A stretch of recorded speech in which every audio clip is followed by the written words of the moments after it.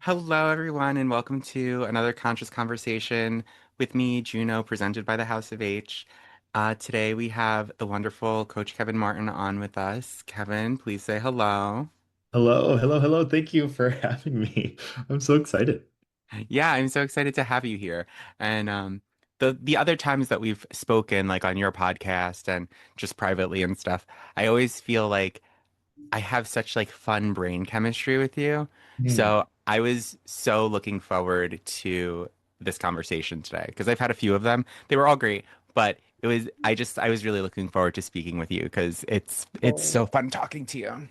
oh, I'm honored. I feel the same way. And yeah, like it's always fun just like entering blankly into our conversations, just to see where they go, where we end up. Like it's so fun. I love it. So for those who don't know who you are, please share with the world who Coach Kevin Martin is. Yeah, yeah, yeah. So I am a sexual and intimacy empowerment coach, primarily with gay men, but I work with individuals of all backgrounds and experiences and all parts of the queer community. But I have been doing coaching work for the past 10 plus years. I have my master's in psychology. I've been grew up in the clinical mental health side, and then I've also been doing the coaching side too. But the perspective that I take in the work that I do really centers around releasing sexual shame. So working with helping ourselves to let go of those unhelpful beliefs that we've held on to, that have either come from religion or judgment, criticism from family, from just the world itself, um, that we have then like internalized and then adopted as our own. Helping folks to let go of those while bringing in new belief systems that align with where they're currently at. So helping people to then explore what pleasure looks like for them, what authentic relationships look like for them, what sex looks like for themselves and how they define it, how they want that to be. And yeah, helping to just give that individual some love. So I do that through one-on-one coaching. I do that through content creation as well, through retreats. Yeah, all that good stuff. So fun. Thank you for taking your time to join us. Yeah, I'm gonna ask you the first question that I ask everyone, I which love it. was, as a queer person growing up, what was spirituality or religion or whatever that was for you at that time? What was that like for you? And did you were you able to see yourself in it, or was that a challenge for you? Oh, good question. Yeah, so I grew up Lutheran. I grew up in a small town in rural Northwest Ohio. Like our town had maybe like 1,500 people.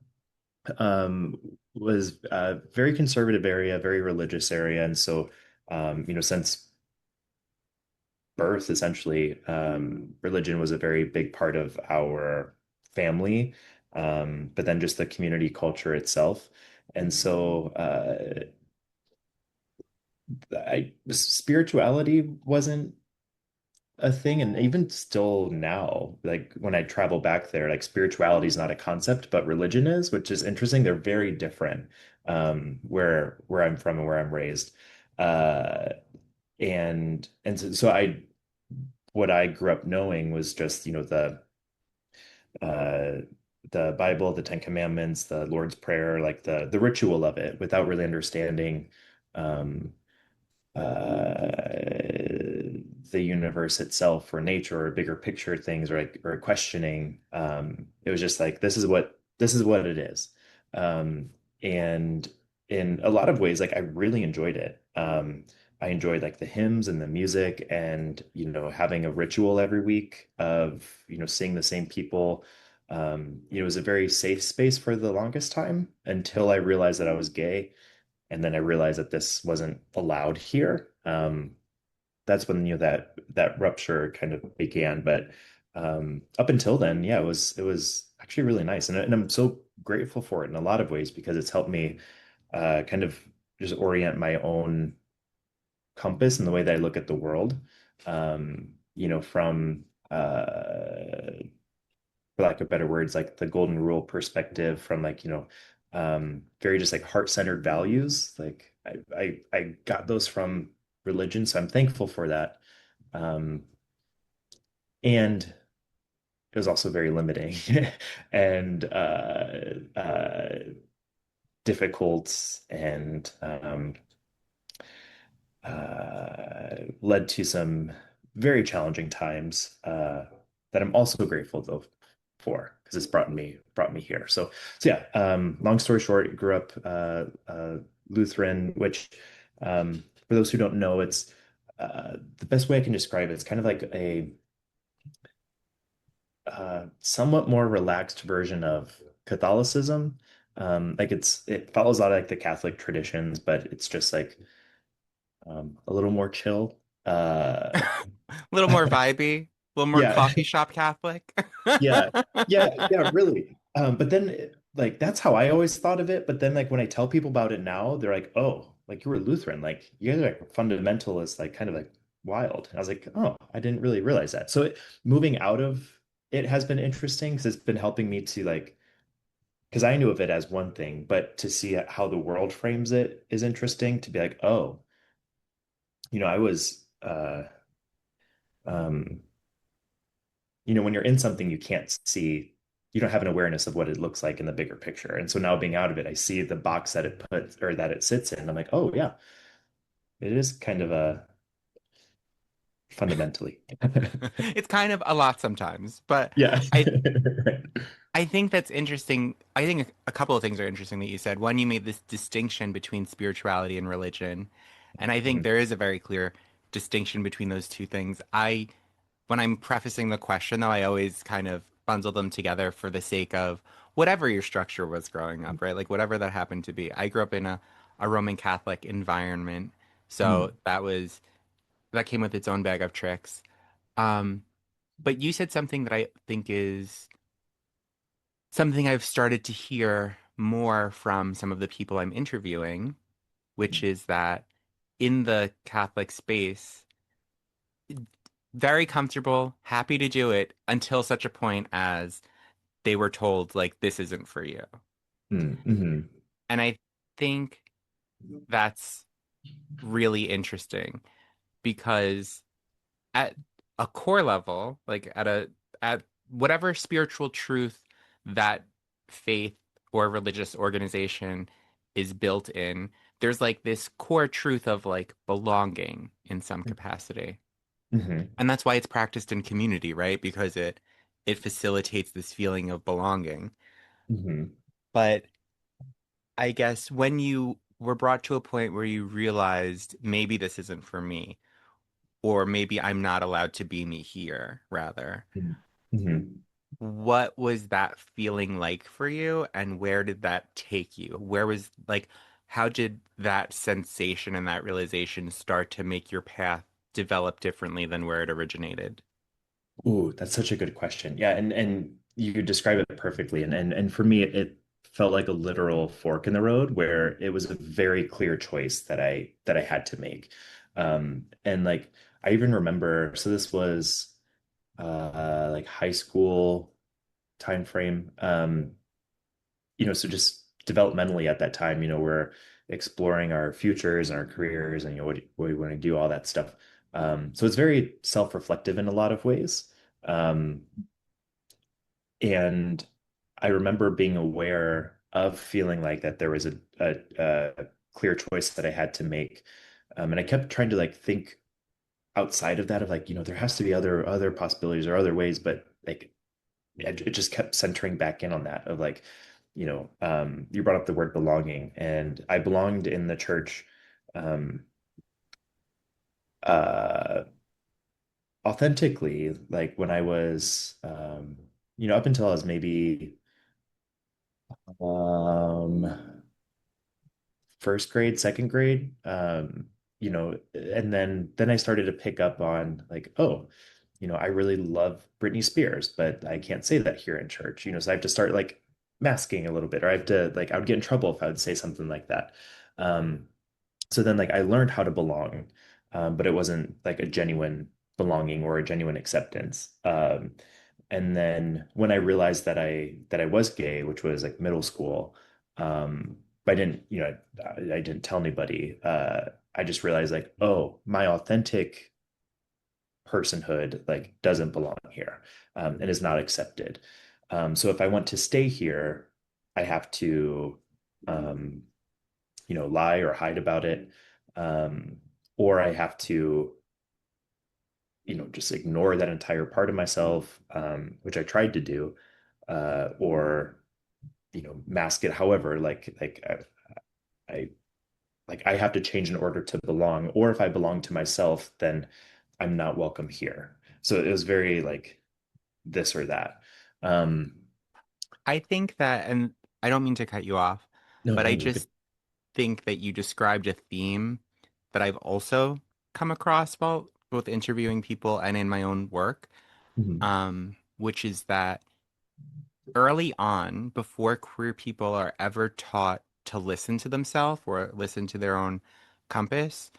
because we're always so vigilantly scanning for understanding and some form of reflection, like of how we appear in the outside society, especially growing up in the time period that we grew up in, like that like 80s, 90s, early 2000s time period, Mhm. that we frequently have to shrink, edit, or betray ourselves in some capacity in order to fit into the the narrative of the whole, or like what is perceived as the totality of the environment.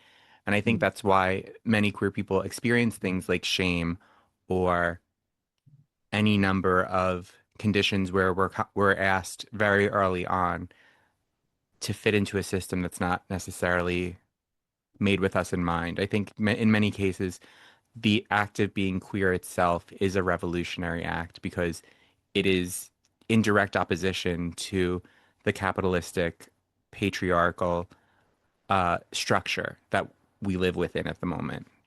Mhm. Mhm. Yeah, yeah, absolutely. And yeah, it's such an interesting thing, like when we pause and we think about it and like really reflect on that feeling. And yeah, it is that thing of like, you know, you're welcome here and you belong if and only if you are absolutely not who you are, Yeah. and and and like, you know, then as queer people, like we're boxed into a decision of, okay, like, so now I have to decide whether, whether I want connection that's here, in sacrifice of my entire self, or, um, connection to me and, a departure from everything that I've known, knowing that deeper connection lies on the other side of that. Like it's tough, and like no matter how people work through that, in the sense of like no matter what decision they make, like it makes sense for what they're trying to protect. You know what I mean? hmm And my question for you is when that divide happens, like when that those separations and the awareness that in order to know you more fully, you must kind of take a different path, at least for this at this juncture. What did that path forward look like? What did you choose to explore first when you were kind of finding your own way? Yeah. So for me, it was also wrapped in with my like future in my career, because like, so I grew up on a farm, and I'm the fifth generation in the family. It's like the family farm has been passed down, and the next one in line. Um, but like it ends with me. Um, you know, unless I procreate biologically, in my family's eyes, like I'm kind of throwing away like 150 years that like our family has been built. And so I've carried that as part of like this, it's tied into it here because um, if my decision, and this was again like high school time, um, where I was like, okay, I either stay on the farm, and I keep doing this family legacy, which I love, but I can't be gay here. So so like I either have to marry a woman and have kids to keep this going, um, uh, yeah, that's the option. Or I don't do that. But if I don't do that, I can't be here. Like I have to exit. I have to leave. Um, I just didn't see like there just wasn't like another option. Um, and yes, like that, like at 17, 18, like that's a big a big thing to carry. That's a And like, huge thing. yeah, and to like not be able to talk to anybody about it. And yeah, so like it really took a toll, just on my entire mental health. Uh, and initially, like I was like choosing to stay, and so right out of high school, I started going to school to become a minister. And my family was so happy. Like everybody like was just like thrilled. Like they were cheering me on. Like I was even preaching at some of the local churches there, like going around and like giving my own sermons and stuff. And like part of that felt really good because it was celebrated. Um, but then like I would go, um, I would go to study or just like go back to my room. And as soon as I would close the door, like my inner self would come out and it'd just be like, hey, like, what are you doing? Like, Yeah, that was the question that came up for me. Like, if you're in this instance of feeling like disconnected from the root of this spirituality, religious practice that you were brought up in, then to kind of say like, I don't necessarily feel connection to it because there's an inherent aspect of betrayal, to then double down and go, but I'm going to be a minister for it. That's intriguing. So like, could mhm. you take me through the thought process of like, I don't want to say what possessed you, but like the thought process of this is the next logical step for me because this is this makes like not to say like this makes sense, but like where did that initiating thought come from of like this? Yeah, yeah. It was definitely rooted in like people pleasing for sure. So, and still at this time, like I knew of religion, but I didn't know of like spirituality. And so my understanding of, then what we called, God and Jesus and the Holy Spirit and all that stuff, like my understanding of that was through like the very specific biblical lens that we had, that like our church would prescribe. And so um and obviously like along with that, being gay was a sin. Only marriage between a man and a woman. It's kind of like my duty to have kids, stuff like that. And then just because our family was, very religious, that just seeped into like the home culture. So that seeped into like the farm, and even to like very practical things of like a f- running a farm is a lot of hard work and like you need labor to do it. And so, my dad was always saying like, hey, like you need to have kids that way, like your kids can help you. Like, he was like, that's why I had kids. So like that's why I'm literally here is because my dad needed help on the farm. Um, I and love that. The pragmatism. yeah, Reproduce for child labor. It's great. totally. No, that's exactly it. That's 100%. And like that was so normalized. I was like, yeah, okay, that makes sense. I get it. There's definitely like, yeah, there's not it makes sense. It does Yeah, make sense from a human evolution, this is how things work standpoint. Like, I get it. It's not right. yeah, I get it. Right. Yeah, yeah. And uh yeah, and like, even just knowing or what was taught then of like yeah, like the reason that you have sex is to reproduce. Like it was hard to not argue with that because like, okay, that checks out. And what I'm surrounded by, supports all that. Um, but so like me, me pursuing to become a minister was me doing the right things in the eyes of the church.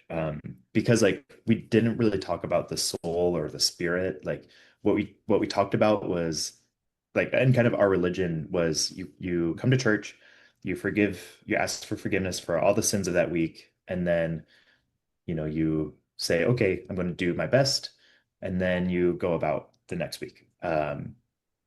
And like it's essentially all about just following the rules. And so me becoming a minister, my thought process behind that was like that's me following the rules.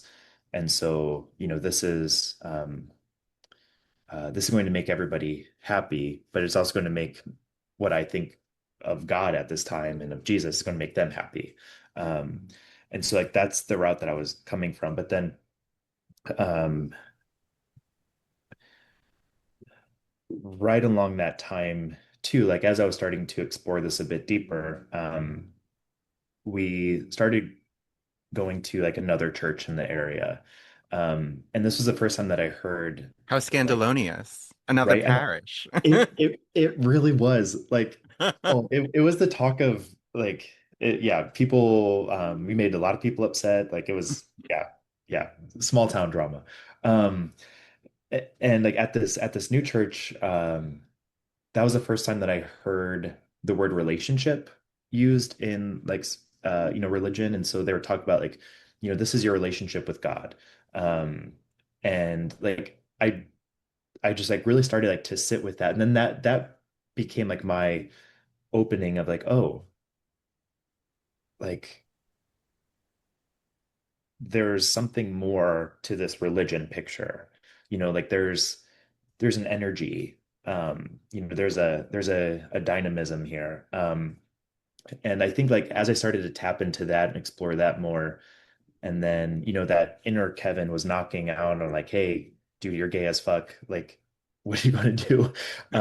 Like the spot that I just kept coming back to was like, who I am is so inherent and so just wired. Like, I didn't choose it, and I would if I could, but like it just is.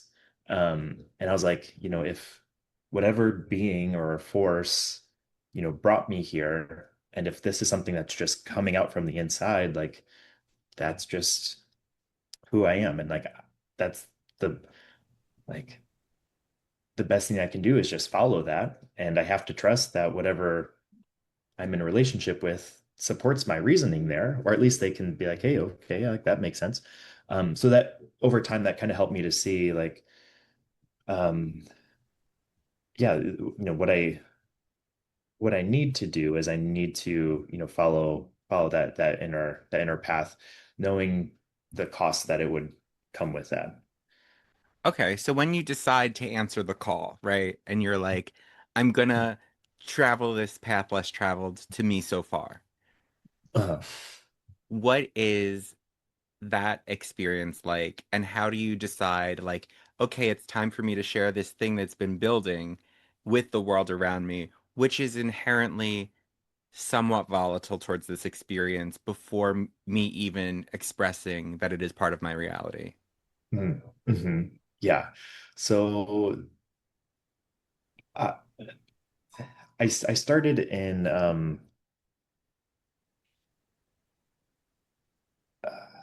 little little waves, I guess. Like the first person that I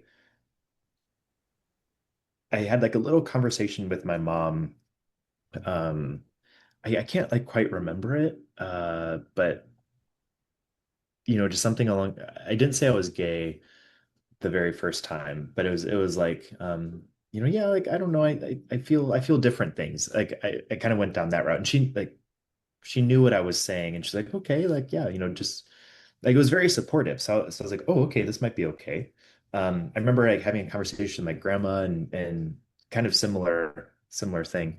Um, and then maybe like couple months later, I I like went back to my mom and to my parents, and I was like, no, this is I'm pretty sure this is where I'm at type of thing. And This is a thing.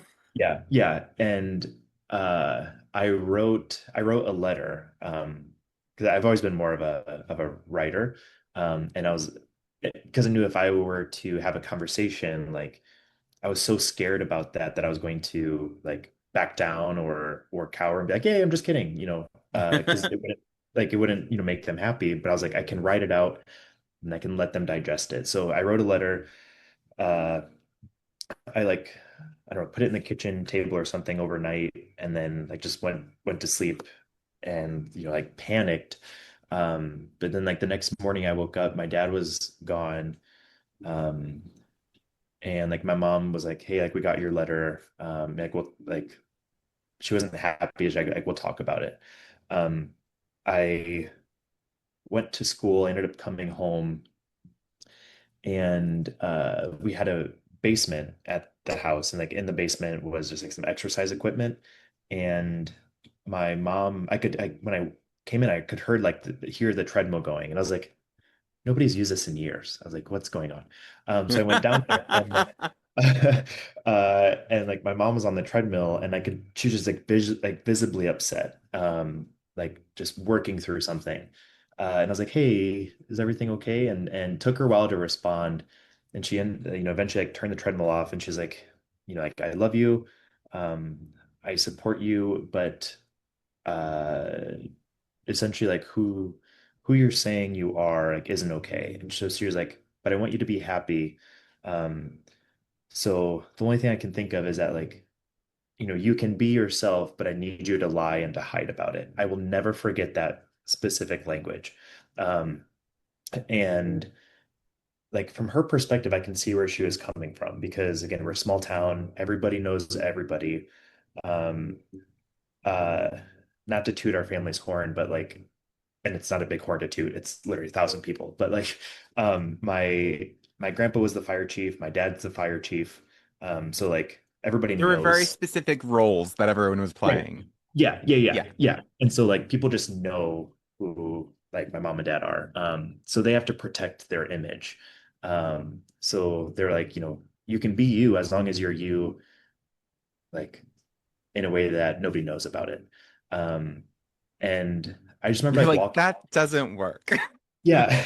Yeah. I just remember like walking away like, oh yay, I'm accepted. And then I'm like, no, I'm not. Or I'm like, I'm accepted. A version of me is accepted, or like a version of me has belonging. And then that just kind of like reflected the church, where I'm like, I'm safe here if I'm not who I am. And like, yeah, that just started to like again develop this like I don't know, fork in the road type of a path. And yeah, like I don't know if I've ever fully told that story. Well, thank you But for sharing it with me. yeah, no, thank you. Yeah, and I mean, it's been what, like 15 years and it's still like tricky. But yeah, it's just an interesting ride that we as queer people have, you know. Yeah. And I think that's also why, like, as queer people, we have to navigate questions that most straight people don't ask themselves until like midlife for them. We have to Hmm, navigate those things about who we are and how we show up in the world and like what that means to us very early before like in a time period when questions like that, not to say that they're not appropriate, but the brain is not nearly developed enough to handle the weight of those questions when queer people are asked to answer them. right. And I think that's something that's just glazed over like so Yeah. tremendously. Yeah. Um, Yeah. Totally. Well, and even just like having to have our worth be up for debate anyway, like, like straight people, heteronormative people, like they're welcomed no matter what. Like nobody's asking them like you can be here if you're not, as long as you're not exactly this being that you are, Yeah. and so it's just weird that like when we start growing up, like we're just faced with that self-reflection of like of our own worthiness. I don't know. It's hard. So now you tell your mom, and she says, that's totally fine as long as you lie about it. Now, what does your dad say? Fire chief. What does he say? Or was So your mom like the representative where she had the conversation with you on behalf of both of them? yes, yeah, that was a story that I was told. I Yeah, my dad like never like talked to me about it. Even like to this day, like we haven't like really like had that conversation. It's more so like a meandering thing of like um like I think I'm accepted, you know. But yeah, it was never like a full on like, hey, let's talk about this type of a thing. And how, after, so there are several questions that junctured from this for me, but I guess the first one being was now with this experience of like, okay, I have a very qualified existence of belonging, both familially and in the community that was your church at the time. Where did you, because you also had to have had a strong enough calling to the divine to want to be a minister, even if that was just the right solution at the time. Because Mm, most people's answer is not become a minister. You know what I mean? For many people, that's not the default setting answer, even though it could argue to be very correct as a choice. Um, so mhm. what did you do with this kind of excess spirituality as your true identity as a queer person is emerging? And then also you have this kind of call to moreness, like to the thing behind the scenes, to the person behind the curtain, to the no thingness. What Mm. what was the next driving force for that energy? Where did you find a trajectory for that? Ooh, that's a great question. I, I think in a lot of ways, like it was very internal. Where yeah, very much of what you described, where even though I knew surface level that being a minister would make everybody happy, like there was still like I had to latch onto that to actually do it, and Hmm. so yeah, there's still something inside here of like um uh you know, I've always just felt, I've felt this very strongly since I was like preschool age, um, that like um, I don't know, I'm not uh like that I'm here for a purpose and for um a reason, and that reason is to like help to make sure everybody knows that they're loved, that they're not alone, and that they have like some form of connection, like that they're part of this bigger picture, and like religion reflected that back, um and uh and so I think like as I started just like going through these experiences, like even though I was having this like pushback or difficulty like on the surface level with life, like it felt like uh that inner connection was like becoming even more clear. Like the more that this got disrupted, the more clear that this became of like I'm on the right path. Hmm. Um and so but like I didn't know where it was, and it was confusing because it was literally doing the opposite of everything I've been told and taught, like I'm not supposed to make people upset, and then here I am pissing everybody off. And like A town of a uh, thousand just mad at you. yeah, right. Yeah. Like pitchforks and stuff. But and like I even feel that way now where like um the work that I do, the way that I show up like is so radical compared to like um everything else in the town. And if I were to go back and like just knowing that, like that's been the thing that has held me back from fully owning my work is like the people that I grew up with. Um, but like I've never felt more aligned and like more close to that spirituality, but also that version of religion that I was being preached than I do now, if that makes sense. It's Mm-hmm. like, Yeah. um, and like I can't, I don't have the words to like fully articulate it. But it's just a like in my DNA and my bones feeling of like, yeah, I'm just following what I'm being called to do, and this is how it looks, and this is what it looks like, and you know, like it's just so correct. If that makes sense. Yeah. And I love that. And Did it that answer also, your question? what? Did that answer your question? I totally Yeah, forgot. Okay. absolutely. Yeah.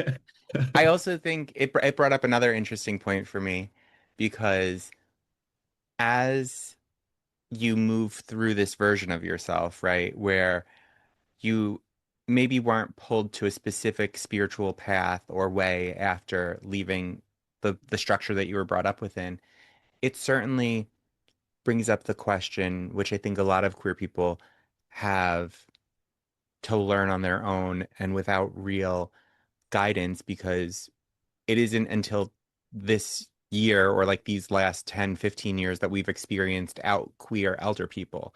Like that was not a thing until just recently. So there was no real model for what a queer relationship looks like or anything like that. So being brought up in such a um how do we phrase this?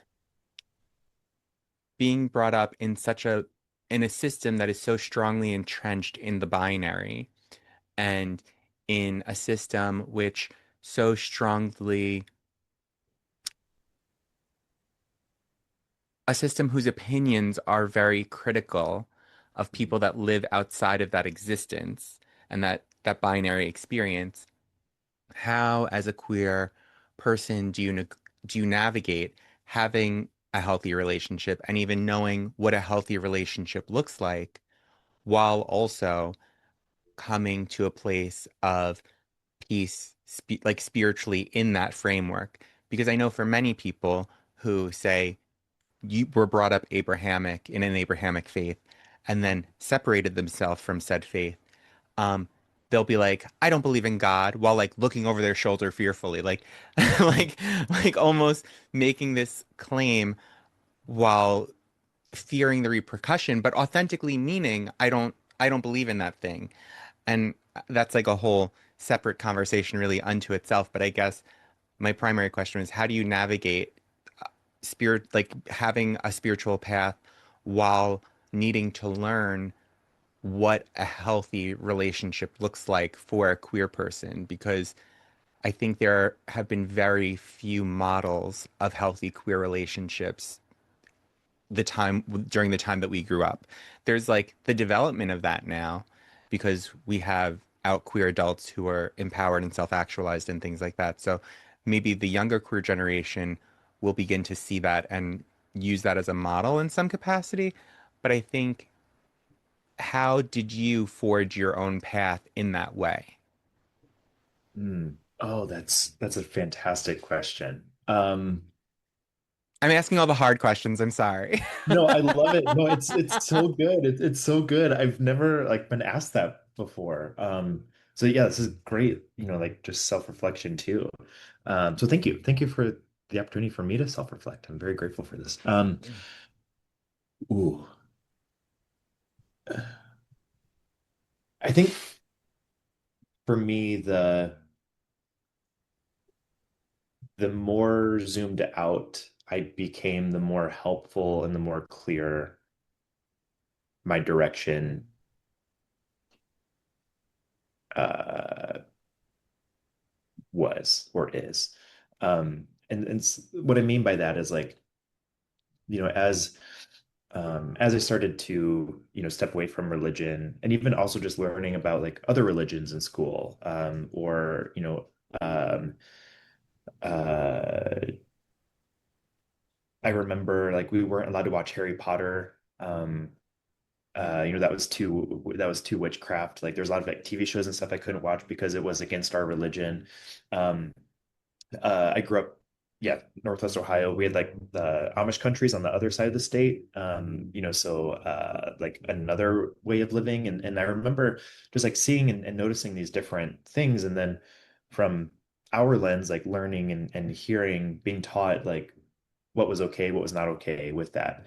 Um, but I don't know, the more that I learned of just like additional perspectives and like saw that, it just helped me to see that, okay, this is our way of thinking and our way of doing, but the Amish have their way of doing it. And then this religion has this way and then this way. But then like I just like noticed there's actually like so many similarities between them all, and we're actually kind of all saying the same thing, um, just in different ways. And so that helped me to come up here and be like, oh, this is actually like what's important and what we're talking about.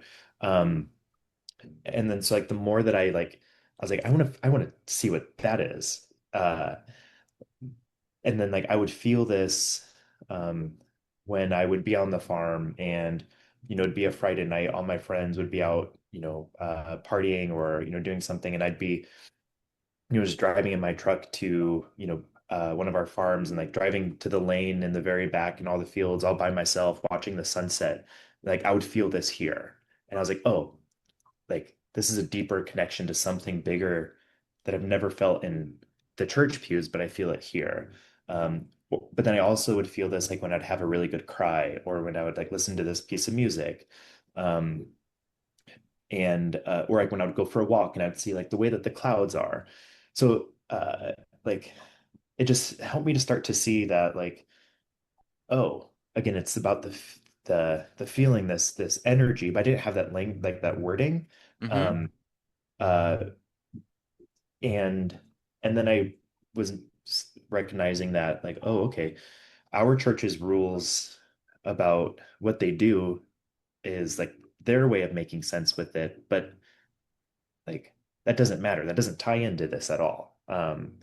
Uh, and so like that started to help me to be able to be like, okay, yeah, I don't have to um the binary pieces, the human components of it, like that's not important. Like, um, what is important is, you know, tapping like into that depth, into that spirit and that soul. Um, and I can only do that in the way that I know how to do it. Like that doesn't get activated in a church pew, but that gets activated when I'm journaling and I'm sitting at the ocean and watching the waves come in, or that gets activated when I'm, taking a flight and I'm looking down and like, how in the hell is this happening? And then I see that like, holy shit, like I'm 30,000 feet in the air and there's all these towns and like I'm just one little being in this bigger picture. Like there's so much like there's so much more to this. Um and when I learned that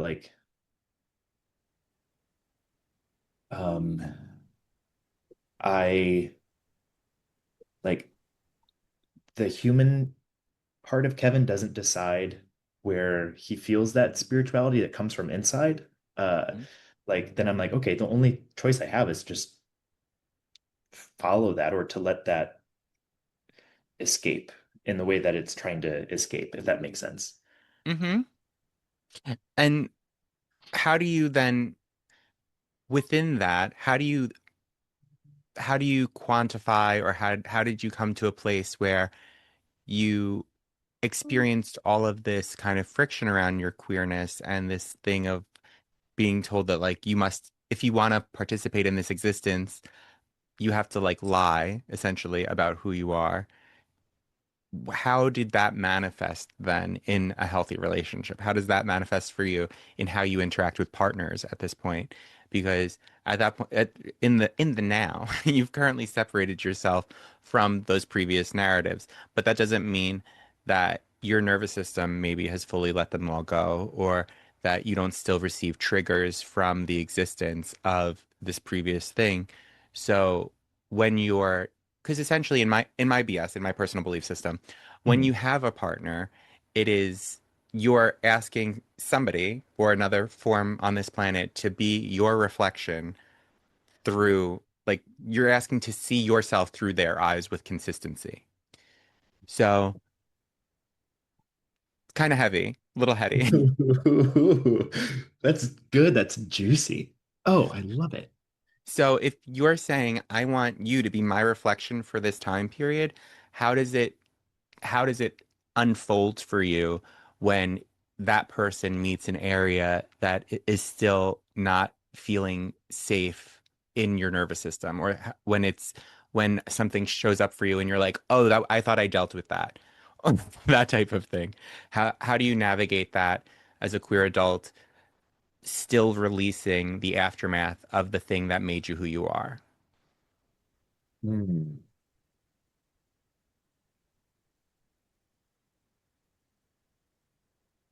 For me, it's knowing that I'm also reflecting back to them their own self. And so that helps me to know that the way that anybody is interacting with me, whether it's a family member or a partner, um, or somebody I'm having sex with, like they are interacting with me from their own perspectives, their own way that they see the world, um, their own belief system, and I'm just a mirror of that. And so I've it's taken, quite a bit of work to get here, but I'm really proud to be at the point that like, yeah, I can see where people are coming from based on the perspectives that they have, the lenses that they hold. And also, I don't have to participate within that if it's not um, fully helpful or conducive to my own inner being or who I know that is. And that doesn't mean like a relationship has to end. Um, Sometimes it does. But even if that happens, it's a happy ending. Because it's a respect of where we're both at. Um, uh, but like I don't know, it more so acts as a guide of how how I how I want to respect like my own soul that's trying to get here, if that makes sense. Mm-hmm. Yeah. It's, I mean, what you described, if I'm translating it correctly, is that in order to better know yourself through the lens of others, it requires a lot of boundaries that are healthy to be built. Mhm. Yeah, yeah, yeah, yeah. So, with some family, for instance, like I've the dynamics that we have just been built and shaped from all the decades that we had together, and they got used to a version of me, and the more that I have become authentically myself, the version that they know is different. So like they're mourning the loss of that, they're grieving with that, they're trying to make sense of like who I actually am. Um, that makes so much sense to me. Like, and I get that, from a human perspective, from a psychological perspective, like um I see their wrestle also based on like what they've been exposed to, what they haven't been exposed to, what they know, what they're surrounded by, like all that stuff.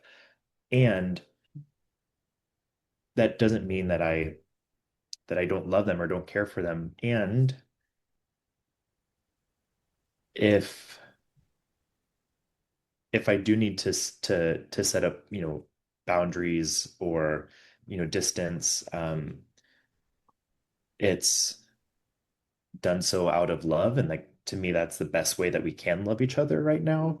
Um, and it's actually like a beautiful honoring of the relationship there, um, because now neither of us are forcing each other to change. We're just respecting it.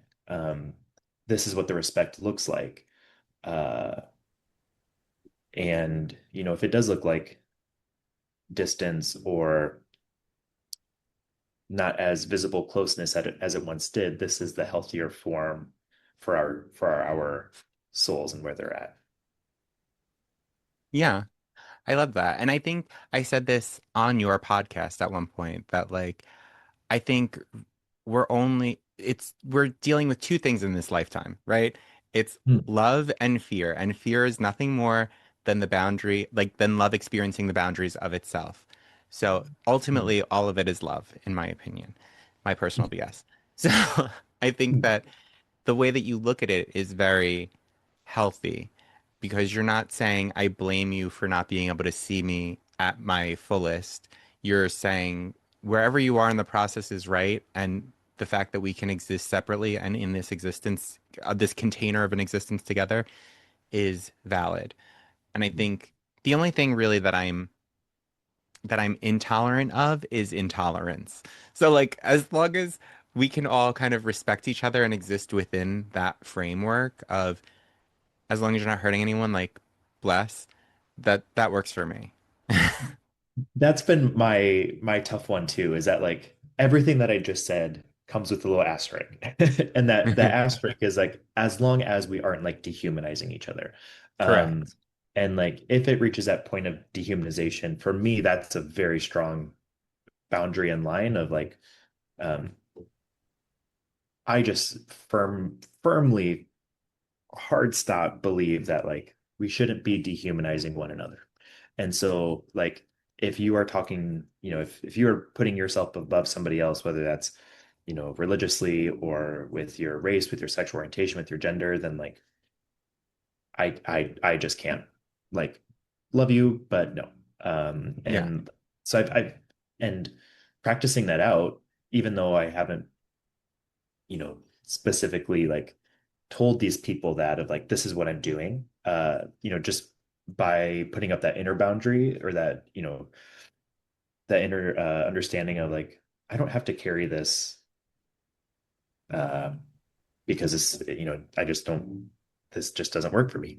um yeah, like it's been interesting to see what relationships have fallen, but in the gut, like it just feels really good. Like, yeah, I'm bummed and it's sad, but like that's just against my belief system. If that makes I sense. think also people make the mistake of assuming that safety means things are easy or not uncomfortable or not anything like that.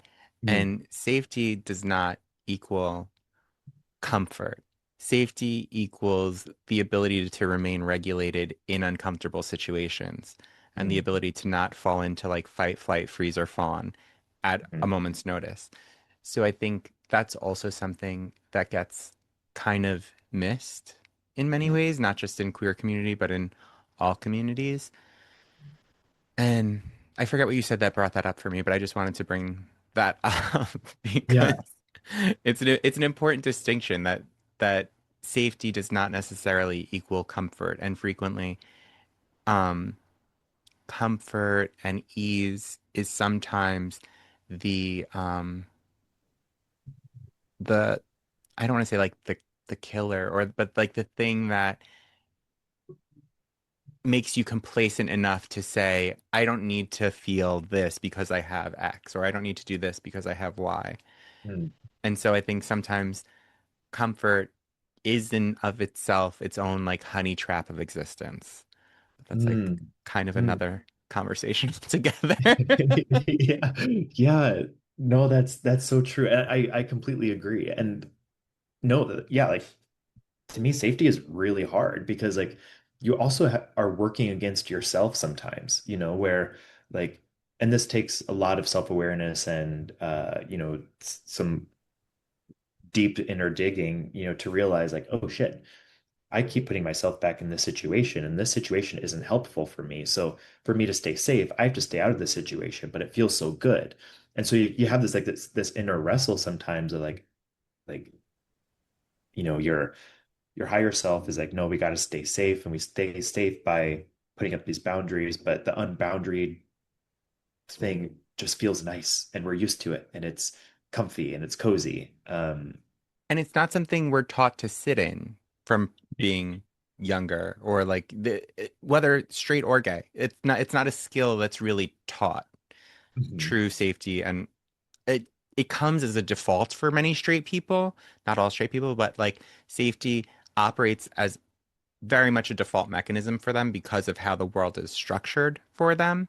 Uh, But with queer people, it's a language that we really have to learn.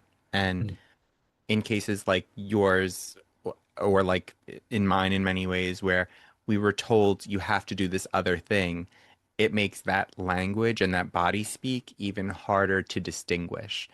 mhm. To say this is my nervous system responding, this is what I'm actually asking for, instead of this is what like should be done, or this is what we need to be doing to make other people comfortable. And Mhm. as I got older, I very much adopted the mentality of like, I'm not here to make anyone comfortable. I'm not here to make that's not my job here. So Mhm. Yeah. Yeah, totally. Totally. I've this past year I've been leaning into that too of like, my job is actually very simple. Like my job is just to wake up, to kind of cleanse my system, to prime it, to make it ready to bring in whatever's going to be channeled through, and then to just channel it out. And however it lands, so that's on them. But like I want to respect your time because I could talk to you for days, just I like could too. endlessly. I I love talking to love you. you and your brain, and I love talking to you. So thank you for coming. Yeah, thank Um, you. I would like for you to leave us with one final thought, and also share with the people how they can reach you, collaborate with you. You're such like a joy to collaborate and work with. So share all of that information, and then we'll say goodbye, and then we'll actually say goodbye off camera. Yeah, yeah. Um, okay, so the thing that I want to leave with is kind of um this is something that's been on my personal mind like the past couple of weeks.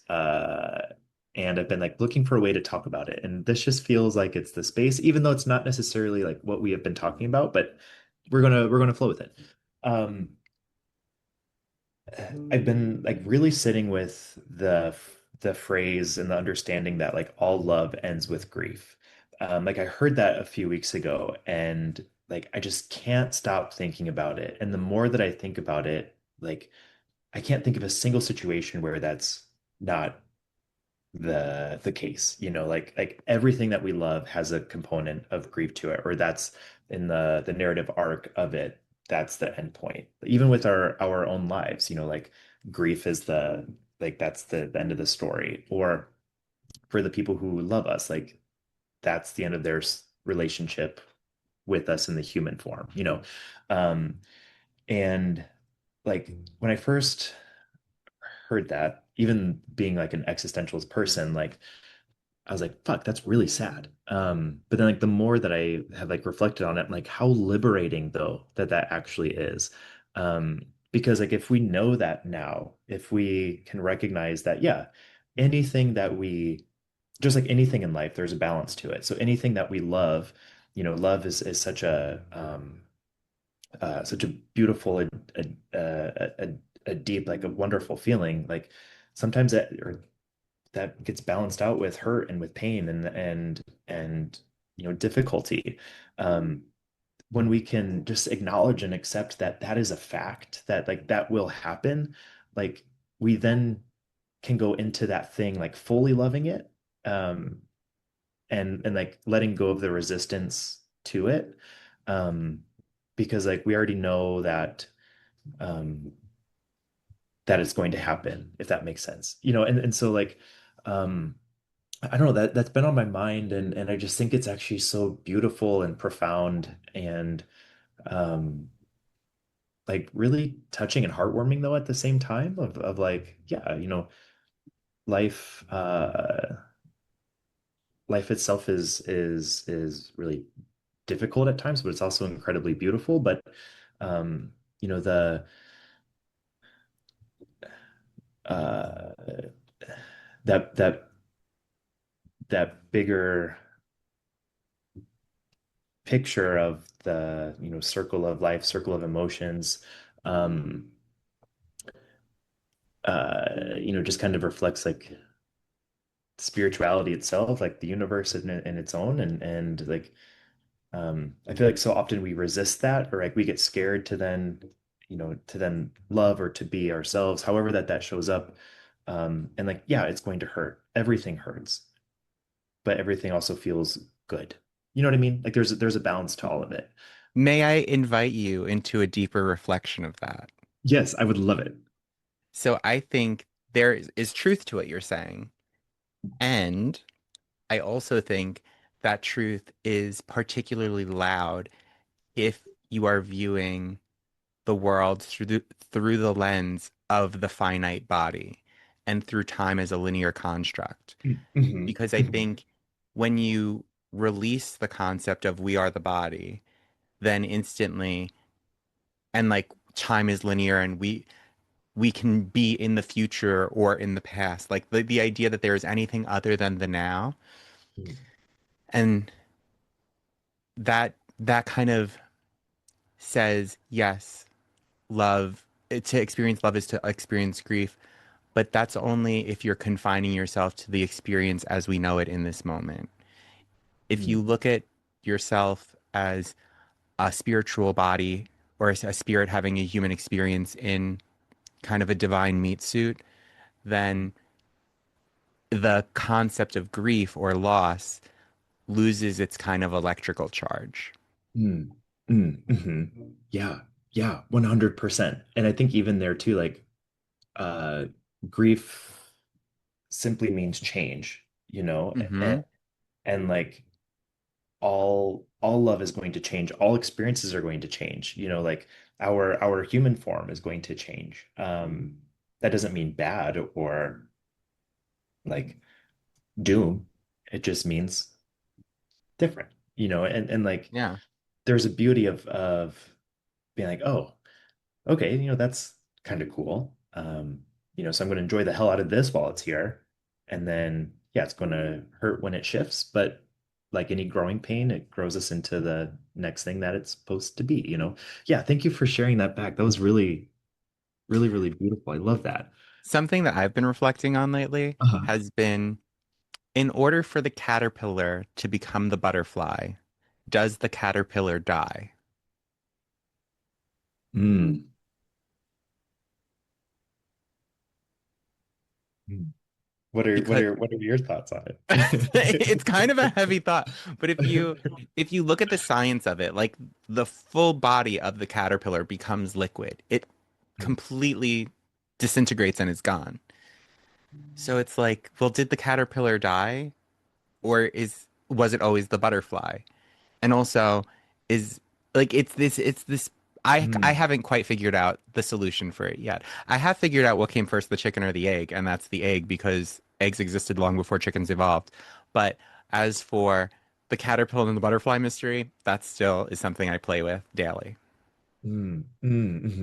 Yeah, and I think like that's such a good metaphor and thing to think about too, because like the the caterpillar becomes the butterfly.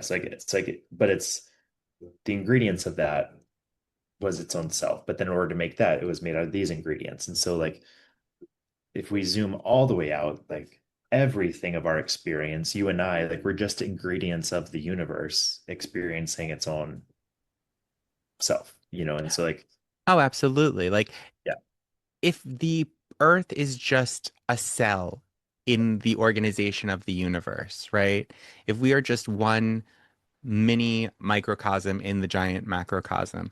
We have the option. Do you want to be like a Cancer? Do you want to like manifest into the negative, like what free wild radical version of it, where there's like all this disillusion and dissociation, or do you want to manifest into like the cured, healed version of it, right? Where everything is kind of like functioning in sync after, say, like an what's that called?